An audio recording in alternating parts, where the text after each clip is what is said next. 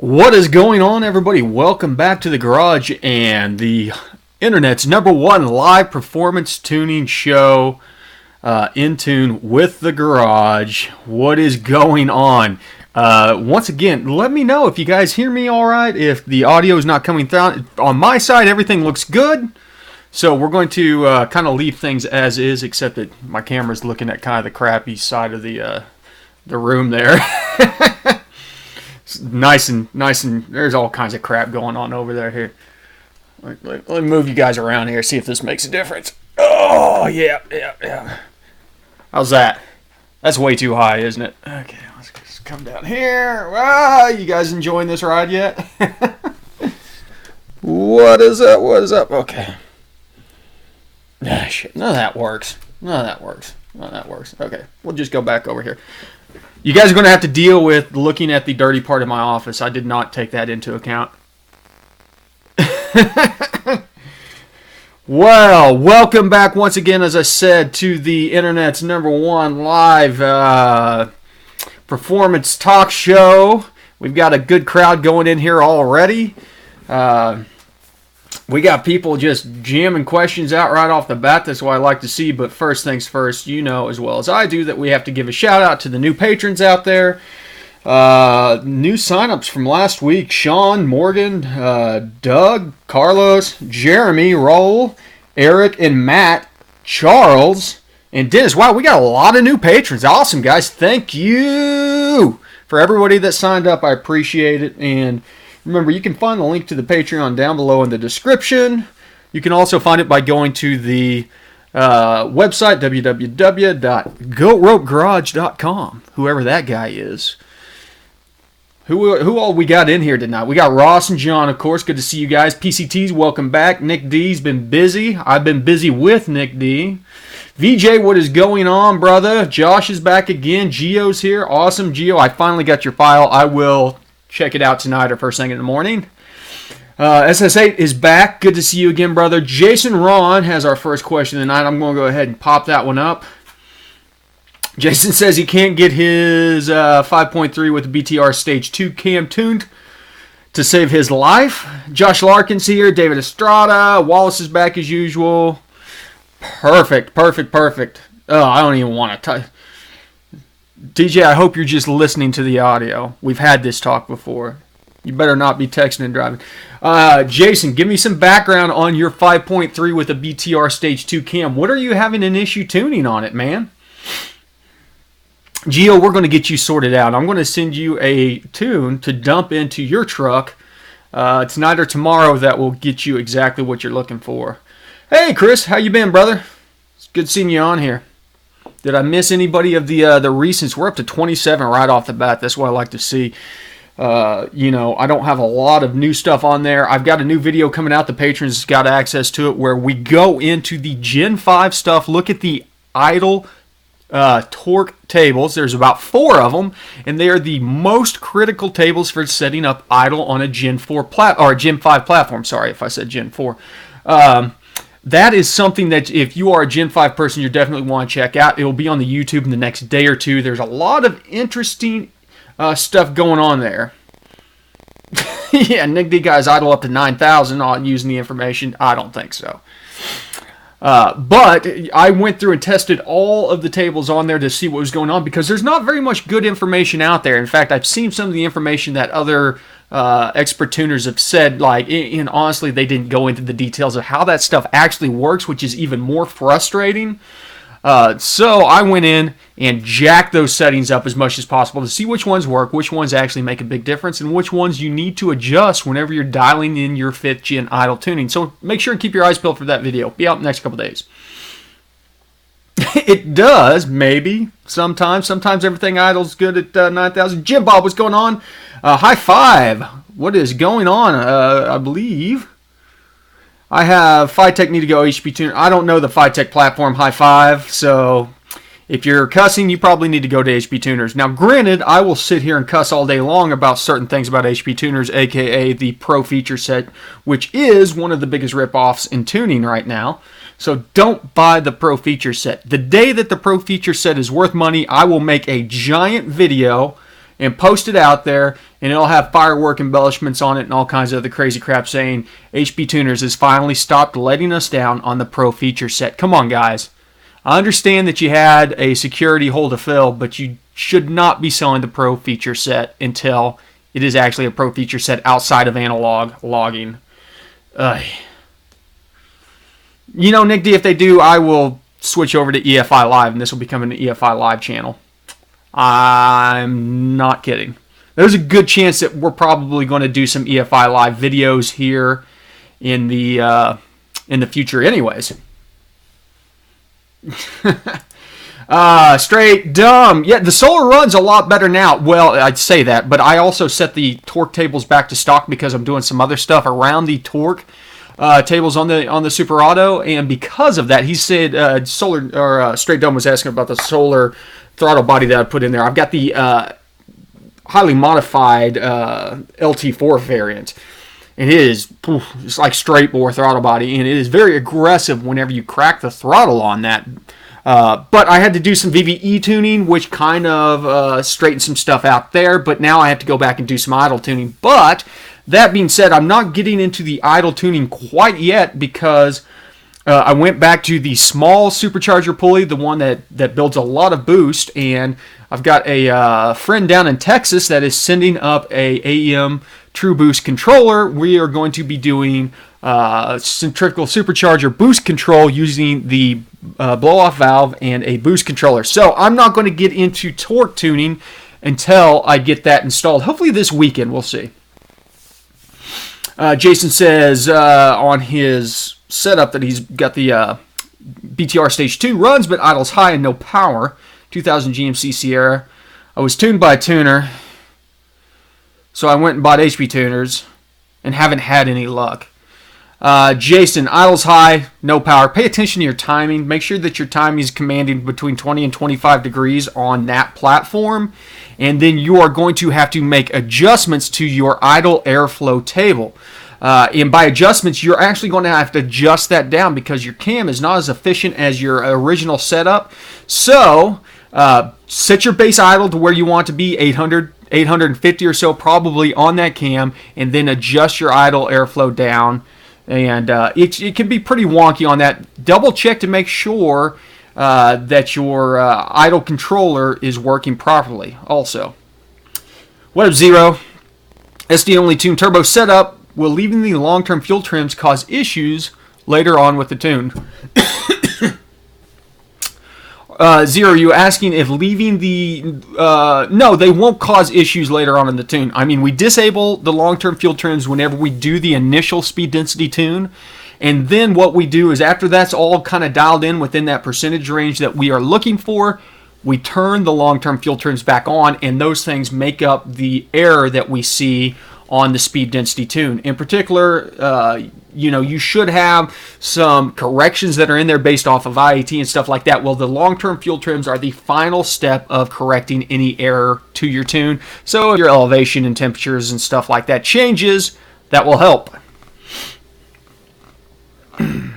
What's going on, Bill? It's good to see you, brother.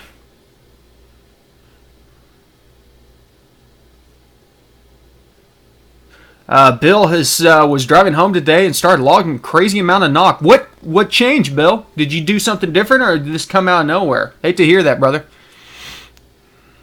John says there's some open source tuning software being developed. It's really early in development stage right now, though. I'll be interested to see whenever it comes out. I get a little weary of open source tuning because the support's not there. Whenever you pay money for a platform, they're kind of obligated to support it properly, because if not, you can kind of hammer them over it. Josh says that he has EFI Live HP tuners and SCT Advantage. All have pros and cons. SCT Advantage, Josh, did you have to become a dealer to get the SCT Advantage, the ability to actually edit some of the stuff out there? Because I know they hold those cards pretty close to the chest. I've used EFI Live in the past. I like EFI Live. It just doesn't seem to be quite as user-friendly as HP tuners. What's going on, Adam? Welcome back, brother. Good to see you again with the Mustang.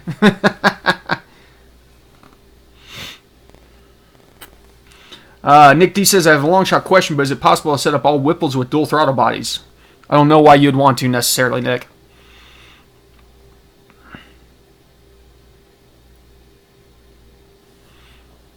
Jason, honestly, Jason, if the easiest way to get in touch with me is to go down to the Patreon. Sign up there.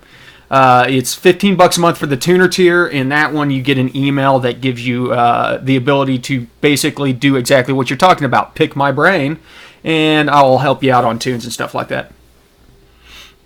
Nick, on that setup on the dual throttle bodies on a no, there's probably not horsepower to be gained. Your biggest bet is to grab a throttle body as big as the inlet on your Maggie and run that, or Whipple, I should say. Whoa, what's going on, Atomic Punk? Good to see you again. PCT Straight Dumb is here. I've not seen Harry Johnson yet, though. Charlie, hey man, thank you for signing up, man. You missed your shout out this morning. Charlie Redinger is here. He's one of our new patrons out there. He's building an LS swap harness. Nicholas D says, "Boo, no Fords." I say, Fords. They're out there. You got to live with them. Bill, out of nowhere, up to 7 degrees and consistent of at least 3 degrees of timing. Didn't see it first under wide open throttle. It ran fine. Did you fill up at a different location, Bill? Is there a chance that you may have gotten a bad batch of gas? Hey, Josh, welcome back, brother. Hey, Genuine Garage, glad to see you in here, man. Appreciate you stopping by. Relative easy one. Ran out of airflow on E67 math only, no SD. Anyways, low airflow besides lowering IFR. Genuine Garage, if you can, run a bigger intake tube with your MAF. Bigger intake tube, you'll have to rescale your MAF, but that MAF uses the air that cools off your hot wire and then calculates it versus the diameter of your intake tube. So if you're on a 3-inch intake, you'll max out pretty soon. If you go up to 3.5, that'll give you quite a bit more, but you will have to rescale your MAF. That's the easiest way of doing it on that kind of setup. Man, we've got a lot of questions. Hey, we're about to hit 60 already. Excellent. What's going on, H's Performance? Good to see you on there. 92 LS Kid. Can adding timing, idle timing, make up for not being able to add more base running airflow? I don't know, 92 LS Kid, if adding timing is going to make up for adding more base running airflow, because it's counterintuitive. So, much like everything else, though, that might be a trial and error kind of situation. But generally, the more running airflow that you get, the more timing that will get pulled. So if you're capping out on base running airflow, I don't know that adding timing will necessarily work in that situation. I don't know. That's a good question, though. Man, we're Genuine Garage. If you're already on a 4-inch intake, explain what your setup is, please. I want to know what you're maxing out the MAF on a 4-inch intake. Because that is crazy. Yeah, Josh says that he had to become a dealer for the SCT to use their Advantage software, and that kind of bugs me, Josh. He says the nice thing about it is they have a ton of base files for all kinds of vehicles with different modifications to get you going, then you make fine adjustments to dial everything in. Okay, makes sense. And they're kind of holding those cards close to the chest, but well, and Josh, to be honest with you, that's just counterintuitive to how I like to operate, because I'm all about this free tuning information. So the idea that you have to be a dealer to get that kind of stuff. RCWCK email tune Patreon's log files. Not necessarily RCWCK. I will go over your log files and your tune files, and I will help you out. Don't listen to what Nick D is saying there. Yes, I'm going to help you out. I try not to send you tune files. I will send you some tune files, but as I said. Danderson GM says, what is the purpose of an LTFT versus MAF graph? That is to tune your fueling for your MAF using your long-term fuel trims, which is fine and dandy until you get into power enrichment, then it doesn't work. PCT, I think these are 12 ounces. 1 pint. These are pints because, I don't know, it pisses me off. Who drinks pints? Where am I at now? What do you mean, Genuine Garage? You have Hertz headroom, but no airflow. Are you maxing out the actual airflow on the graph? Holy crap. Hold on a second. I've got one opened up here. Let me look at what you're talking about. I don't even know what the maximum is on one of these things.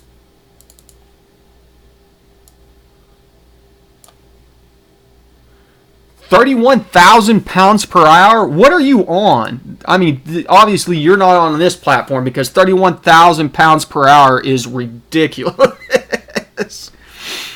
John says, with the Gen 353, with my foot on the brake, it feels like my torque is locked and it will kill the motor. Then under hard acceleration, it feels like the trans stops gravity and it revs past 6,000 RPMs. That is interesting, John. I mean, I would look at probably your converter lockup set points. You should not, I mean, you can basically blow out your set points for your first couple gears. If you're on a 4-speed, blow it out for first and second, then only let it lock up in third and fourth. And then just double check your lockups. Make sure that's locking up properly.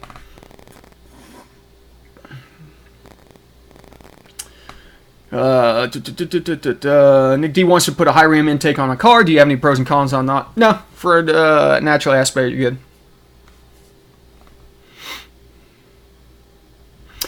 Thomas J says, I'm pulled over, and it just disappeared. Logging above 50% accelerator, math tuning. I noticed my gauge flatlined when I let off. TJ, you still have DFCO turned on. Disable DFCO. RCWCK says, is there any torque management settings to help 60 foot times with the stock converter? Yeah, you have to just play around with that stuff. And you should be able, and it's more contingent based on your tire setup. You should be able to use torque management to get a decent tire hit without blasting the tires off. But that is very vehicle specific, platform specific.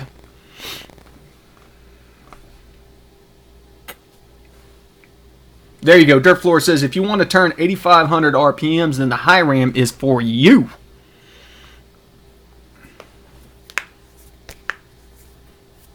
Yeah, Nick D, my recommendation is to turn 8,500 RPMs. Let's go ahead and dive into those heads, put some good springs on there, some lightweight valves, get a very aggressive, high revving RPMs. You know, call it BTR, tell them that you want to make power at 9,000.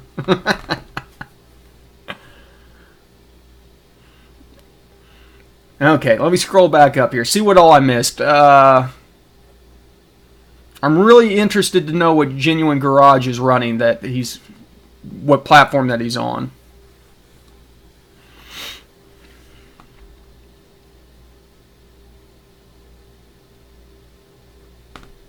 John says, the only mod is a Texas Speed Stage 3 cam with pack springs. But, I mean, you might be overpowering your stock converter there. Hey, Michael, what's going on, brother? It's good to see you again. RCWCK, I'm just going to call you the other RC because we got a different RC in here. Ask, do you tune AFR with meth off first? You can, but if you are going to be running a boost referenced or an RPM referenced meth setup RC, I would go ahead, set that up to the trigger points that you are going to run and then tune it because it's just supplementary fueling is all it is. Genuine Garage says this crazy thing that he is doing is the CTS V1. Okay, so this is the LS6, right? Or is the 2006 whenever they changed over to the LS2? I mean, technically you can do that, Genuine Garage. He's saying that, okay, this is the LS2 platform. Was thinking of reducing displacement. You could probably do that. Just, I don't know how that's going to affect your air mass tables. Just be careful. Whenever you scale one thing like that, a lot of other things would start getting wonky. Worldwide, welcome back, brother. Worldwide asks, was it hard to tune your new throttle body and minimize surging? It was not necessarily hard to tune. We're not done with that process yet because I still have to do the torque tuning. But the surging is just a result of how aggressive that throttle body is. And it's not necessarily surging. It's just that you get a rush of air. And it is multiplied by the fact that I pulley down and I'm running a pulley that is basically sitting at 3 psi of boost inside my charge pipes at all times. So anytime I crack that throttle body open, the aggressive porting along with that pressure right there, boom, it nails that thing with air. So, hey, 325 Sonoma, welcome back. Sean, welcome. Good to see you here, brother. No worries. We're going to be here for another 40 minutes, so you're not late. Yeah, see, 92LS Kids is touching on what I'm talking about, genuine garage. If you start doing that, you have to scale, injector scaling, air mass scaling. It gets really wonky on that stuff. That's really sucks that you're maxing out the actual airflow ability on that thing. Man, PCM Cobra just showed up. Randy, Lowbuck LS just showed up. Good to see some familiar faces. We're up to 65 viewers in 20 minutes. Perfect. We're going to break 70 again tonight, ladies and gentlemen. So an early cheers to that.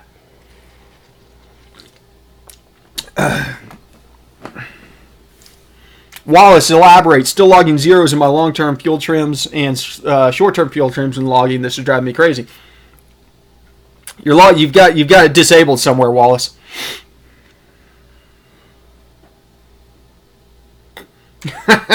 John says the previous owner jumped an approach and turned his truck into a banana. I was watching a video earlier today about the 90s models, Lightnings versus the 454 SSs, and it just this 454 SS had like 180,000 miles on it. The Lightning had 90,000 miles on it, but the Lightning, it was already just, you could see the bend between the cab and the bed, and I'm like, I don't know, just that would drive me absolutely crazy.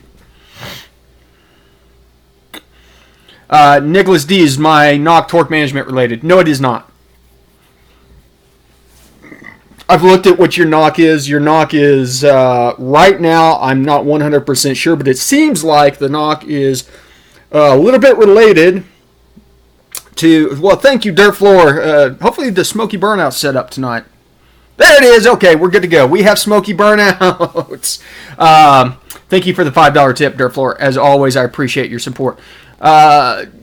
Yeah, Nick, we've got to get your LTFTs dialed in now that we've done your MAF tuning and see where it's at. We've got a little bit of error going on there because your VE table probably needs tuned, but we're going to learn around that, and we are going to make the appropriate adjustments. And that was part of the reason of turning PE on, is to get the enrichment on a little bit earlier to help tune out some of that knock that you're seeing. Honestly, in your situation, a lot of it, Nick, is that there is some false knock coming in on that number 4 side knock sensor. So we are going to have to dial it down. But the cool thing about it is we can use transient fueling to look at your commanded EQ ratio, and we can dumb down your knock sensors off of transient, because we know whenever we are commanding 0.85 lambda that there's not probably going to be some knock because you are naturally aspirated. So without getting out in there. Hey, Scuba Sam. Scuba Sam says, Higgs Boson, good guy, I know him well, on HP Tuners runs completely stock driver demand and virtual torque with 1,000 real world horsepower. How is that possible to not change them? Yeah, I can tell you right now, Scuba Sam, my setup, I have got my truck with my blower on there. It is probably around 650 or 700 horsepower would be my guess. And it runs like absolute crap with the stock DD and virtual torque tables. So, I'm not necessarily against the MAF only tune. But the speed density tune, okay, here's the other side. The virtual volumetric efficiency is part of the torque calculations. If that is not tuned properly, your torque calculations will not be tuned properly, and then on top of it, it will not command the correct amount of torque. I don't want to step into anything here, because I think that Higgs Boson is one of the better contributors over on the HT Tuners forums. I don't know that I necessarily agree with that mentality, because I have seen significant benefits to changing driver demand and virtual torque. And there's a lot of people on here that's going to be able to say the same, because they have made... oh, well, yeah, no, Straight Dumb's correct. He's running a direct port. But that's not the same. His setup is on a Gen 4, isn't it? He's still on a C6, Straight Dumb? Geo, nitrous is straightforward, man. Are you running a wet shot or a dry shot? If you're running a dry shot, it gets a little bit more complicated. Oh, by the way, thank you, Nick D, for the tip, and thank you, Worldwide, for the tip, and the smoky burnouts out there. Just want to make sure and acknowledge you guys. Both of them threw out a $20 tip, so they are ripping some sweet burnouts tonight. This is a good thing to talk about here. Ross, I didn't know that you had a video on your intake leak. I need to go check that out. Glad that you've gotten that sorted out. I'm sorry I didn't mean to jump over your stuff about your MAF tuning. We just got a lot of stuff scrolling through here. I'm having a hard time keeping up with all these great questions. Thank you, Sean. I appreciate it, brother. Well, yeah, Scuba Sam, he posts in the Gen 5 section because the guy's smart. But the Gen 4 stuff has torque in there, and it is more of the torque management-based torque tuning, so you don't have to adjust your virtual torque tables on the Gen 4 stuff. The Gen 5 stuff, it is absolutely critical because it will, if you go out there, I've got videos on this. In fact, you'll have to do a little digging, Scuba Sam, but I have videos out there that will show you the throttle body closing on you because your torque tables are not correctly tuned. So, no, I will not. Never, Nick D. I'm never going to tune a McLaren because we can't afford McLarens. Low Buck, yes, you should watch that. I say you should watch that video. Yes, an LS swap McLaren is exactly right. Man, I would love to have a 90s model 454 SS. That's exactly it, Straight Dumb. Too many people have logs with TBB closing with bad VTT, and on top of it is bad VVE. So the virtual volumetric efficiency has a lot to do with the virtual torque on there. So just keep that in mind if you're doing Gen 5 stuff. Dude, a Cyclone would be awesome. I'd take a Cyclone, and you guys spell it with an S, not a C. I'd take a Cyclone in a heartbeat, and what was the other one? The Cyclone and the... help me out, people. Yeah, I've been watching B is for Build, Ross. That guy, I like that guy a lot. He is the first one that will crack you up and say that he has absolutely no idea what the hell's going on. I think maybe it's called a Typhoon. Yes, it's the Aztec. It's Pontiac Aztec. Might be called a Typhoon. Yeah, Scuba Sam, as I said, different platforms, there's a giant leap of information in between the two, and he is very, very knowledgeable. And I used a lot of his information back whenever I was tuning my C6 Corvette because he had just gotten his C6 Corvette at the same time. That had been about the same time that Blue Cat was putting out his original VVE table editor and the trans tool. So we're talking 2008, 2009 period of time. So, but since then, as I said, it's just beast of a completely different nature. The Generation 4 uses torque tuning completely different than the Generation 5. And the Generation 5, it is all about torque tuning. Michael Breakball says the Aztec is the ugliest car ever. I read Bob Lutz's book recently. I think it's called Bean Pushers versus Car Guys, or Car Guys versus Bean Counters. Very interesting book where he came in as a consultant during that era where the Aztec was out for GM and said, hey, man, you can't keep on making these ugly cars. He was partially the reason that we got things like the Pontiac GTO and G8. So it's a pretty interesting read if you guys are interested into car history. Bob Lutz is quite the man.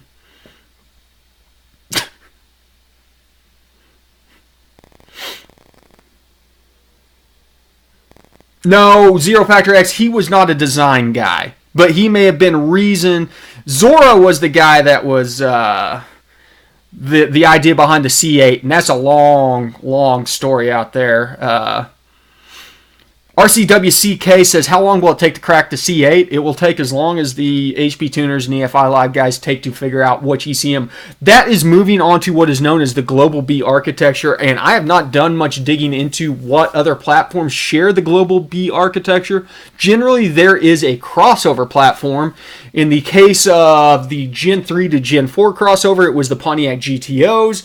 In the case of the Gen 4 to Gen 5 crossover, what was the Gen 4 to Gen 5 crossover? Do you guys remember? It's probably something like the G8 or the SS. John says the C8 only takes 47 credits to unlock, and you have to send your ECM to 16,000 different places.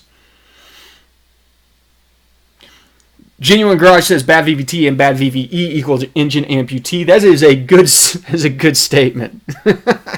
And it's actually backwards. It'd be bad VVE equals bad VVT equals bad engine amputee.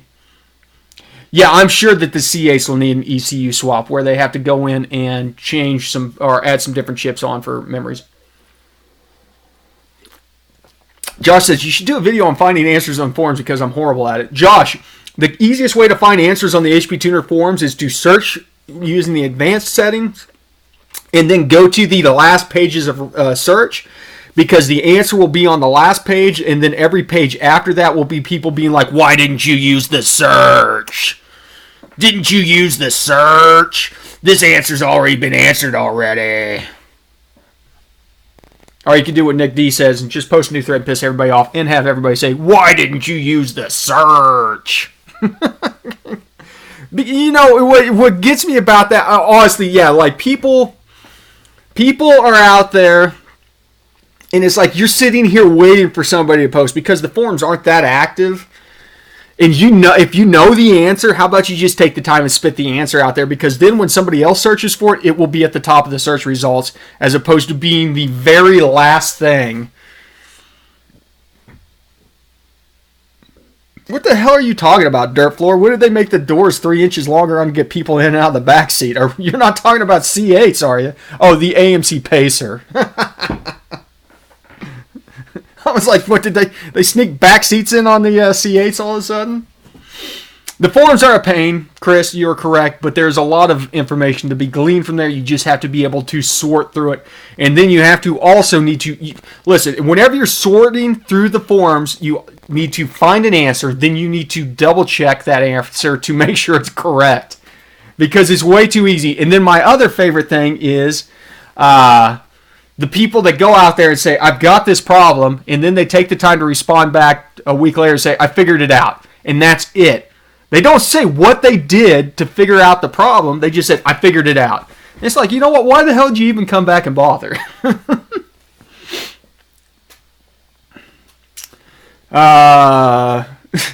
Good Lord. There's so much stuff going on in here.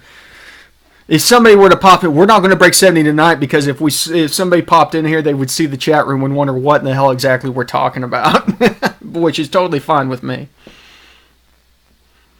Genuine Garage, you are correct. He says, I feel like 20% of the folks on HP2 or forums actually have good advice. Yeah, and you can spot those guys pretty quick, you know. You know who is out there that has good advice. You know who is out there to basically troll the forums and try and get you to spend money to buy advice that's probably not good. You know. Bingo. 92 LSC Kid says, you need a year on the forums just to figure out who knows what they're talking about. Nicholas D says, why did you change my pedal values? That's on PE. I wanted your PE to come on sooner, Nicholas, because you were getting into some weird knock because it was not transitioning into power enrichment soon enough. One of the ways of solving knock is to induce power enrichment sooner.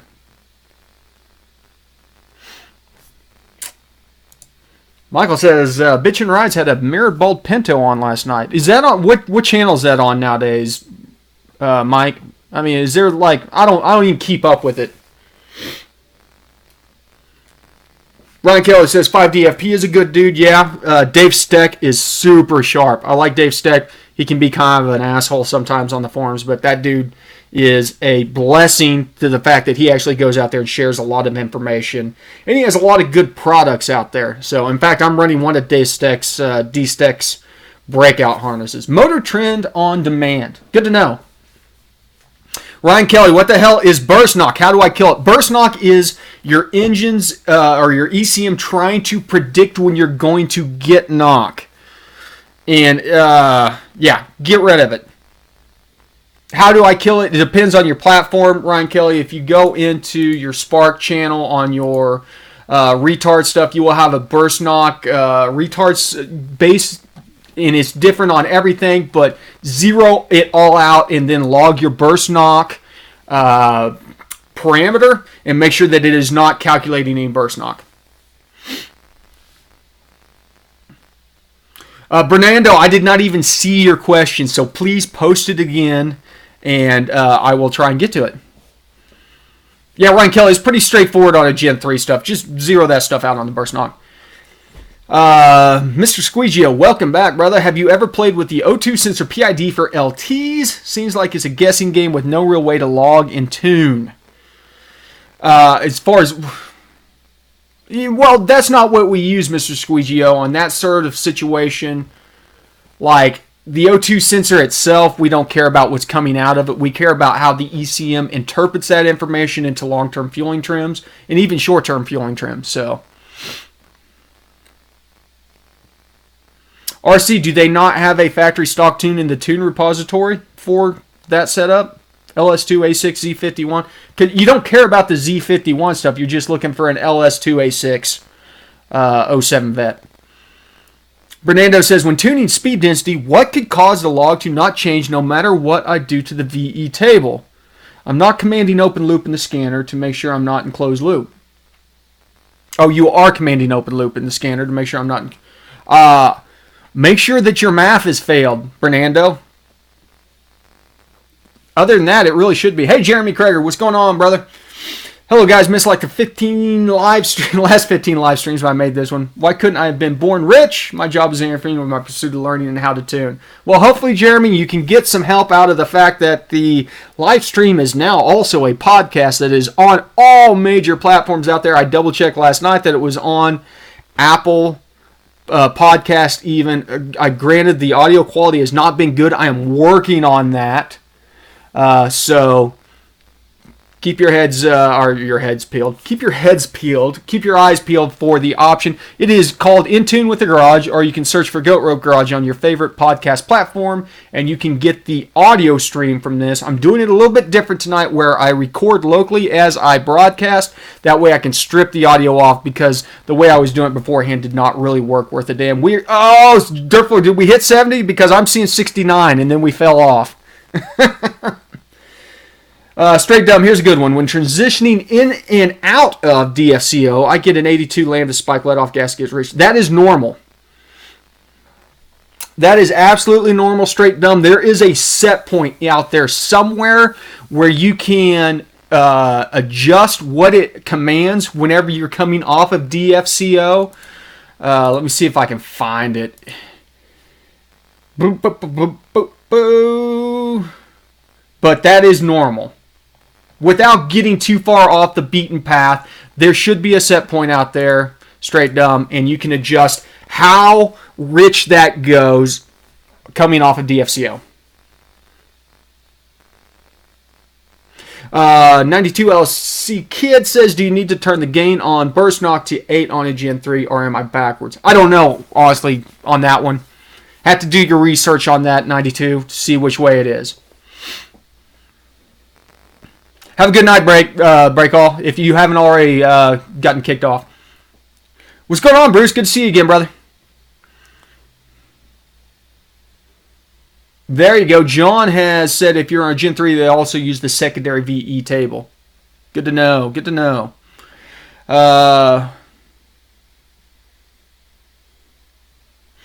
Genuine Garage says, just curious, what's your preference? Single turbo application. There's essentially only one bank. Run open loop. Stuff both those two sensors in the same spot and use closed loop. That's very interesting. Theoretically, Genuine Garage, you should be able to run closed loop off of one sensor as long as you know which bank sensor that you're using, and then you can blow out the other settings for the secondary bank, and it will still correct off the one bank sensor. That is a theory based on what I have seen. Very interesting, though. I'm going to have to test that out. Nick D says, what do you consider ideal lambda for the LT1? Naturally aspirated, 860s. Yeah, around 860s. Ryan Kelly, DFCO, if you don't have cats, let it rock.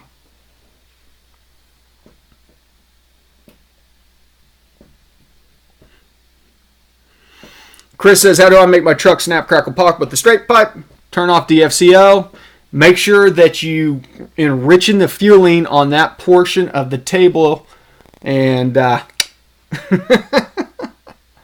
turning off DFCO will make most of the difference. In fact, every time I turn off DFCO, I'm afraid of blowing the cats out of the back of my truck. Josh Daubney, no, you are not the only person that thinks crackle tune is dumb as hell.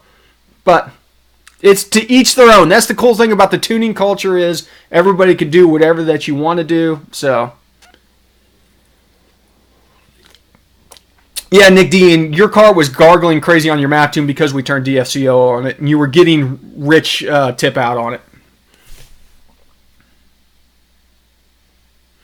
Ross Lawrence, you will have to run a Windows tablet. Unfortunately, he asked if I use HPT for a digital dash, which I've thought about doing in the past. Do I have to run a Windows tablet? Yes, you do.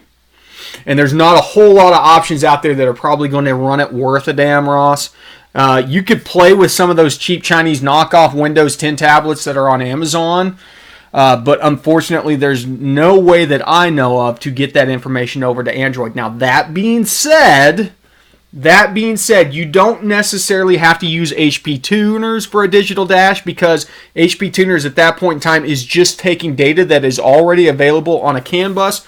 I've got a buddy that is working on a Volvo with a Coyote swap in it, and he has this really cool device that basically is a Raspberry Pi that has a CAN bus adapter on it, pulls all the data out, spits it out to any display that you want, HDMI, anything like that, and you can do custom gauges on it. And I think he built this setup for like $200. I'll have to find out more about it. If anybody knows anything about it, post it down in the chat. Tony Matlock, what's going on, brother? Good to see you popped in here. No, Nicholas D, a two-step is not worth for track usage. You'd be better off getting a trans brake if you could, but I'm guessing on the 10-speed there's no trans brakes yet. As I said, Randy, I mean, let me figure out, remind me sometime next week, guys. That guy, he sent me a link to it. It's really impressive what he was doing on his virtual display, and it was super cheap.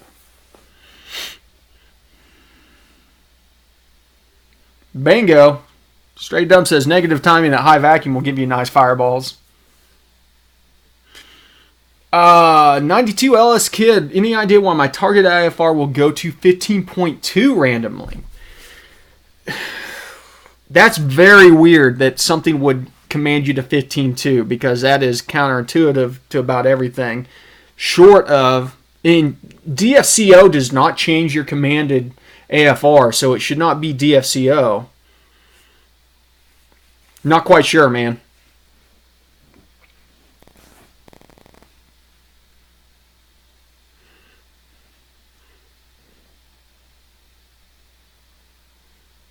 Chris, negative timing. You want to be rich. Turn off DFCO. Therefore, yes, that's what mine does too. Plays every Nintendo game that's out there. Yeah, Josh, I will get with him and find out what he has. Because I'm very interested in it was pretty cool. Like he sent me screenshots of the gauges that he had set up for his car, and it's the idea behind it was because his swap was so extreme that there was no like way that he could just throw something in there. I'm texting my wife real quick. She's on vacation. You guys can wait. Oh shit, we're at 70. Sorry. Oh poop, we're at 74. Didn't mean to blurt out a curse word there.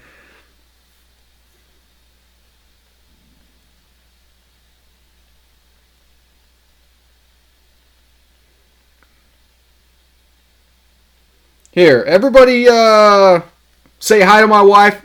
Patrons know her as Katie. Yeah, Nick D. demonetized. Say hi to Katie. I'll send a screenshot to her down. She's down in Orlando. Yeah, RC, I run a Surface Pro as my, like, logger. There we go. Get a couple more popped up in here, and then we'll take a 325 Sonoma. You should get rid of her. Says every time the Goat Roach Garage theme song comes on, the woman says, "Oh no, not that guy again." Geo, she's with Morgan, so. Okay, thanks guys. I just sent it out. She'll get a kick out of it.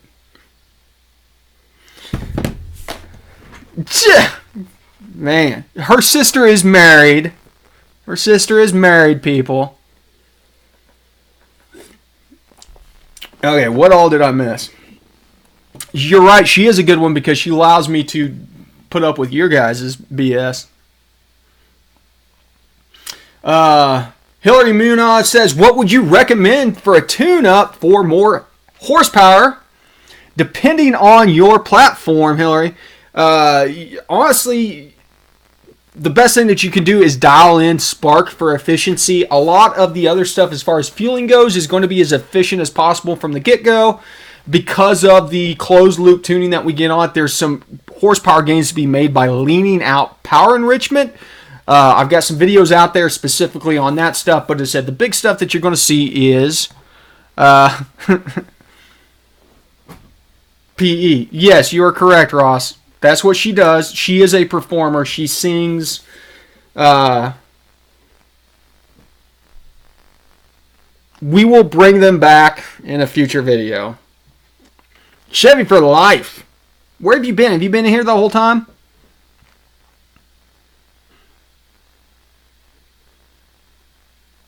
Sounds good, brother. As said, if you download the podcast, listen to the podcast.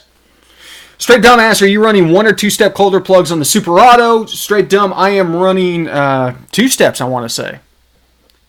I did a video on that a couple months ago because I ran the factory plugs on it for a long time. They were a little warm. I want to say I switched them over to 2 steps. Sean, there will be another car show, but it is probably going to be a ways out, you know. I don't know if we're going to make it an annual thing. Chris, my Super Auto is not fast right now. Right now, it's a bucking Bronco of weird torque, and you're going to have some very stiff competition, Nick. Because I know the guys that even weren't in this round, exactly, the Pooper Auto right now. I think that's what mine are, 0-9 NGKs. I think I ran with the -9s.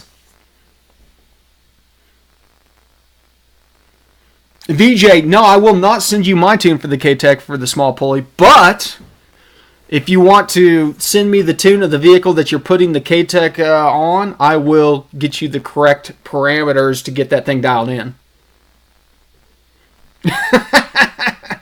Nick, if you wrap your car in Goat Rope Garage logos, it will win, I promise you. It will win something. I'm going to have a hard time convincing the wife whenever I buy her this Tahoe and wrap it in Goat Rope Garage logos. So, hey, baby, you and your sister just need to drive this thing around all the time and be a walking billboard.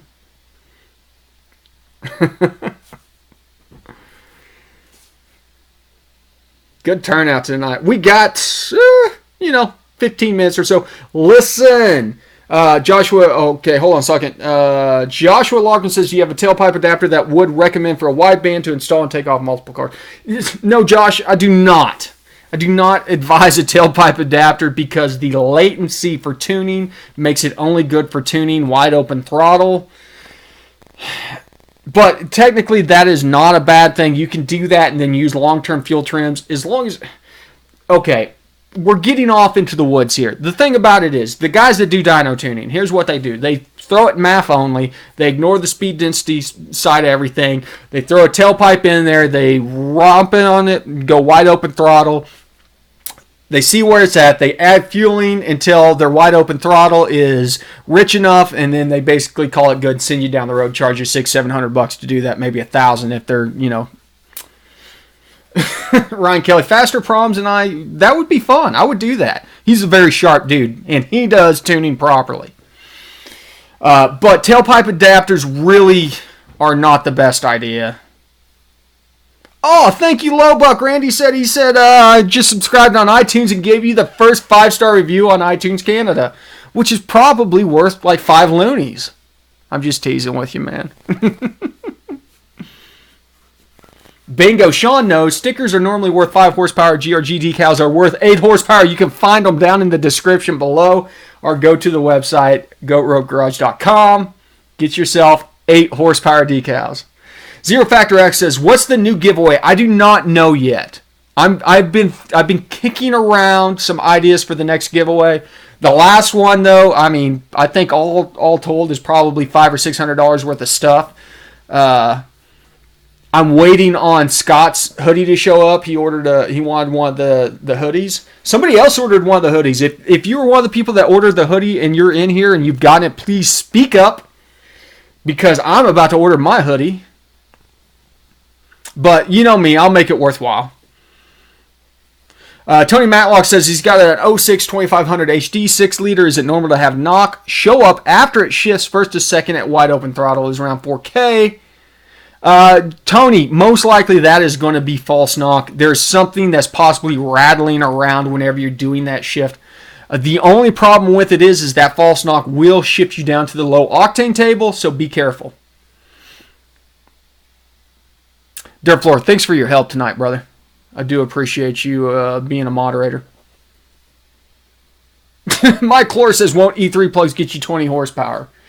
That was the rumor back in 2001, Mike, whenever they came out.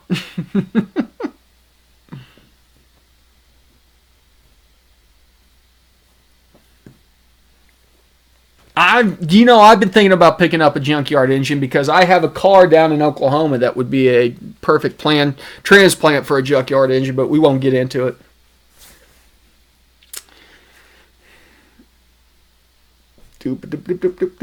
TJ, buy a hoodie. I know, man. You're stressed. There's a lot of stuff going on. Cash is tight for everybody. I just want to make sure that the hoodies are decent.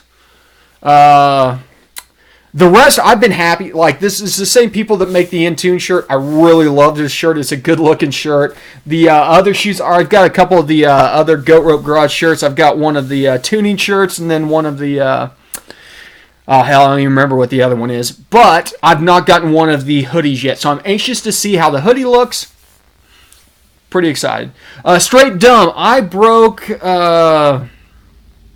know what? I will have to look it up. He was asking about the aftermarket drive shaft that I had on my truck that I exploded. It was a 4-inch aluminum from some people out of Indiana or Ohio. Hold on, let me see if I can find out who they were, you guys. Bear with me. I'm going to just kind of talk out the side of my mouth here while I look up.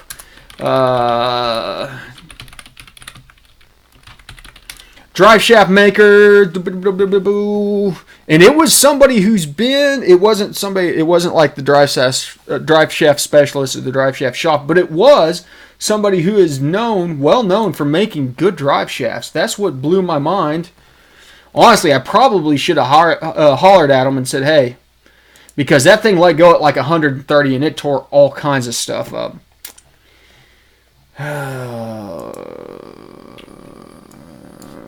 Custom drive shaft.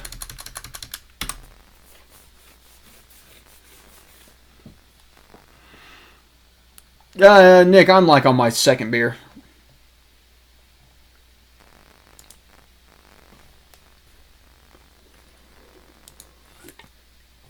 Wasn't Denny's. I almost went with Denny's, but they kind of pissed me off. They weren't answering my questions. Well, this makes me worried because they're no longer, they're no longer on the list here.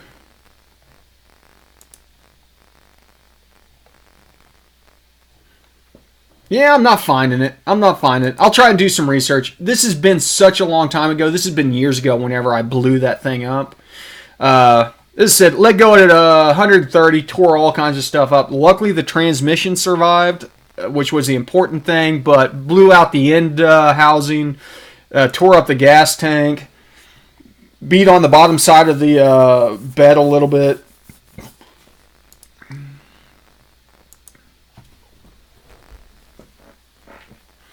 Yeah, 92 LS, I may have gotten a dink on the phone. Like, Jim Bob says on his Gen 4 E67 CTSV, which torque management parameters would I need to monitor, adjust for dialing in the 60-foot launch times? On that platform, you're probably going to want to look at torque limits and necessarily like peak torque versus RPM would be a good one. You can dial back the RPM, the peak torque for the RPM to be a little bit lower based on what you're doing. Straight dumb, I do not have a drive shaft loop on there right now. I do have the stock drive shaft back in there. I just don't go over 100 mile an hour right now. So, before I put this thing back on the track, I will go with at least a 4-inch aluminum, if not a 4.5-inch aluminum that has a very significant critical speed rating. I may end up going with carbon fiber just for the critical speed rating, and if it explodes, it won't tear anything else up. So, I will run a drive shaft loop on that one. So that's something that I've got to do. And I have researched trying to get a two-piece. Nobody's willing to build a two-piece out for a regular cab short bed. That would be ideal, having a two-piece on there. I mean, you basically have two drive shafts that are only, 3 foot long or something. Adam says, pump 87 octane, 10% ethanol, 10 psi or less. Get my cash worth out of the 4L60E. Would say sticking with the MAF on the approximate power level would be ideal. No, I would stick with the MAF.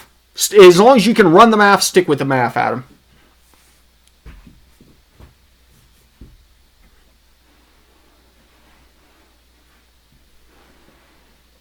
Nick D, you've got DFCO turned back on. So don't pay attention to your MAF EQ right now. Randy, surprisingly, they're not that much more expensive than a good aluminum one. So, you're talking $300 or $400 more, but they're not that bad. I've looked into it. You would think that a carbon fiber drive shaft would be like $3,000, but Dirt Floor is correct. 87 octane and boost. You'd be surprised what you can run on 87 though. That's about what my aluminum was, also zero, around $800. Ryan says, if on pump gas you only peak at 50% injector duty cycle, can you run E85 without swapping injectors? Yes, you can. Ideally, you got to think that you're going to run 30% more injector at full E85. So if you're at 50%, you're going to max out at about 80% injector duty cycle, which is well within the safe limits of your injectors. Nick, I believe your car is actually playing Can't You Hear Me Knocking by the Rolling Stones. Yeah, Atomic, you just have to learn how to tune for 91, man. Romeo, what's going on? Have you been here the whole time? Says, question about the AFR gauge test. I went through tuning the MAF as a checkup to the cool front we got, but okay, it fluctuates. How much would you say is normal? Fluctuation, Romeo? 5%. If you get 5% fluctuation on the MAF, honestly, you're not going to get a lot of fluctuation because temperature is part of the mass airflow calculation. So the way that thing works is there's literally a wire inside the MAF that heats up to a certain temperature, and based on the energy that's taken away from that wire, that's how it determines how much mass the air has going through there. And so as the air gets denser because it's cooler, it has more mass, which then scavenges more temperature off that hot wire, and it adjusts the reading appropriately. So it should be fairly close. Yeah, as Randy said, for injectors, anything less than 80 for pulse width. John, I do not make my own ethanol. I use windshield washer fluid for my injection. Winter-based windshield wiper fluid, around 30 to 35% methanol, runs good. I have ran injectors out to 92, 93%, but you are being dangerous. Ryan, you're not that far away. Maybe one of these days I'll come down to Baltimore to catch an Orioles game, and I want to see the yards, so you can give me an awkward hug then.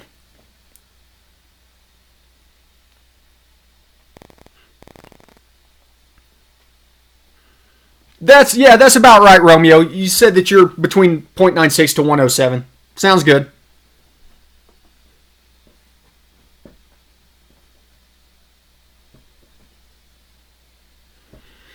You're maxing out your. Nick says, how do you hit high levels of Hertz 8700 plus on a MAF? You're maxing out your ability of the engine to breathe on your intake setup. So your MAF is set up to max out, I think, at 8900, and so you have more resolution below 8900 because you don't need that resolution up to 15,000. Whereas a setup like mine, I get up to like 13,000 because of the blower. Yes, I use a intake air temp breakout. So straight down, I've got MAF sensor, methanol injection, and then IAT breakout. And I go through a sensor about every 6 months. See you, Wallace. Have a good night, brother. I'm in Pennsylvania right now, Nick. Yeah, the sensor on the IAT sensors do not stand up to meth. And I've tried running the engine coolant temp sensors because they are scaled the same way, but the response is too slow.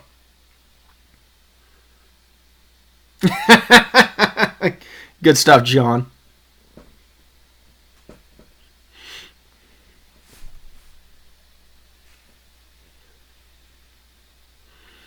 Nicholas, I will do a video here soon about logging intake manifold stuff to tell whether or not you have restrictions and whether or not you could pick up anything from upgrading the intake manifold. There's some misnomers, like some bad information out there on like what you're going to be able to get by doing intakes, intake manifolds, all that stuff. Honestly, if you're hitting 0 kPa on your map, that thing at wide open throttle, your engine can't process any more air than what is available to it. And so you either have a restriction downstream, which then you need to upgrade the exhaust so that your exhaust is no longer a restriction, which will start pulling vacuum again. And then you need to upgrade the top end. So it is a balancing act that these things are an air pump where the intake and the exhaust both have to be done appropriately.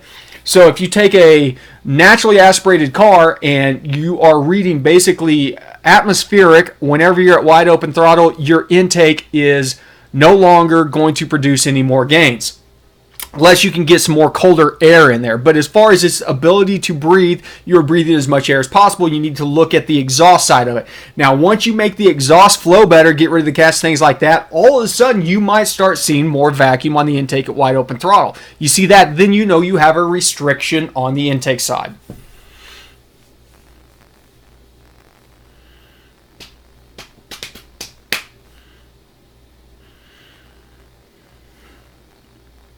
What did I miss on my tirade there? It's 9:02. We're going to wrap up anyways. Listen, guys, I want to thank everybody for showing up tonight. We broke 70 for the third week in the row. Thank you so much. Everybody, I love seeing all the familiar faces. You guys are the best. You guys are the garage. Just remember that. So appreciate all of your support out there. I don't know that I have much else to say out there than check out the link. Subscribe. For some reason, if you are in here and you're not a subscriber, I don't know what's going on. Subscribe already.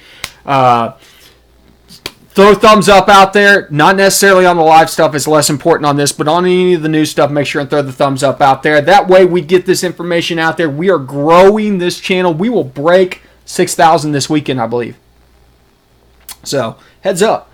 That's you guys. That's not me. That's you guys throwing them thumbs up out there. So want to thank you guys for that. There will be an impromp-tune this weekend, I promise you. So If you have not rang the bell for the notifications, ring it now. That way you do not miss out on the impromptu, because if you've been to an impromptu, you know that I just pop up at the random last minute, an hour beforehand, and maybe, God, I can't talk all of a sudden. Maybe throw that link out there and say, hey, we're doing an impromptu tonight. I'm planning on doing an impromptu on Saturday night.